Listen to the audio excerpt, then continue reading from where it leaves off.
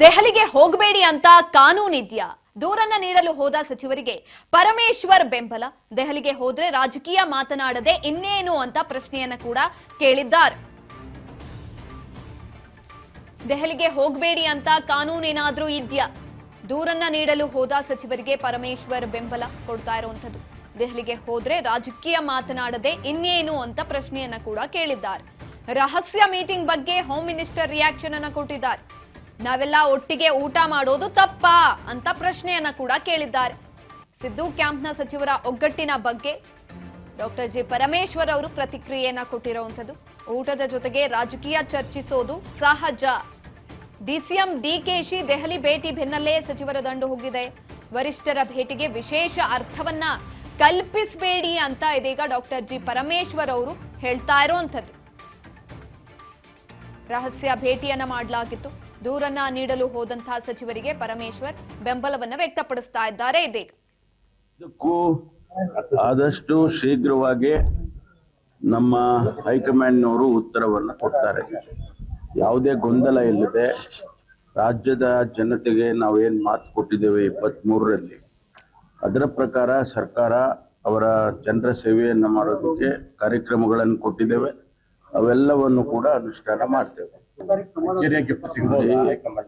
ಅದೇ ಹೇಳಿದ್ನಲ್ಲ, ಹೈಕಮಾಂಡ್ನವರು ತೀರ್ಮಾನ ಮಾಡಿದ್ರೆ ಆ ತೀರ್ಮಾನ ನಾವೆಲ್ಲ ಒಪ್ಕೊಳ್ತೀವಲ್ಲ. ಯಾವುದೇ ತೀರ್ಮಾನ ಹೈಕಮಾಂಡ್ ಮಾಡಿದ್ರೆ ಪ್ರತಿಯೊಬ್ಬ ಕಾಂಗ್ರೆಸ್ಸಿಗೂ ಕೂಡ ಒಪ್ಕೊಳ್ತಾನೆ.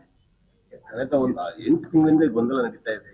ಹಂಗೆ ಗೊಂದಲ ಏನಿಲ್ಲ. ಸಾರ್ವಜನಿಕವಾಗಿ ಅವರು ಅಲ್ಲಿ ಒಬ್ರು ಇಲ್ಲಿ ಒಬ್ರು ಅಭಿಮಾನಿಗಳು ಮಾತಾಡ್ತಾರೆ, ಅವರ ಸ್ಟೇಟ್ಮೆಂಟ್ಗಳು ಕೊಡ್ತಾರೆ. ಬಿಟ್ರೆ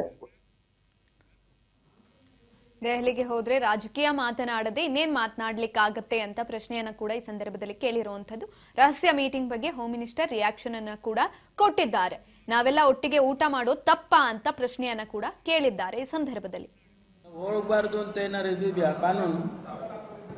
ಅಲ್ಲೆಲ್ಲ ಹೋಗಬಾರ್ದು ಅಂತ ಕಾನೂನು ಅವ್ರವ್ರ ಇಲಾಖೆಗಳಿಗೆ ಎಲ್ಲ ಮೀಟ್ ಮಾಡಿ, ಡಿ ಕೆ ಅವರು ಹೋಗಿದ್ರು, ಡಿಫೆನ್ಸ್ ಮಿನಿಸ್ಟರ್ ಮೀಟ್ ಮಾಡಿದ್ರು.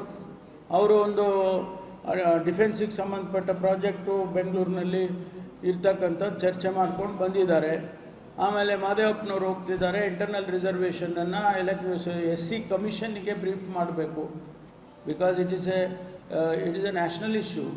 ಅದನ್ನು SC ಕಮಿಷನ್ಗೆ ಬ್ರೀಫ್ ಮಾಡಬೇಕು ಅಂತ ಬನ್ನಿ ಅಂತ ಕೇಳಿದರು. ಪ್ರತಿಯೊಬ್ಬರು ಅವ್ರವ್ರ ಇಲಾಖೆ ಕೆಲಸಕ್ಕೆ ಹೋಗ್ತಾರೆ, ಹಾಗೆ ರಾಜಕೀಯನೂ ಮಾಡ್ತಾರೆ.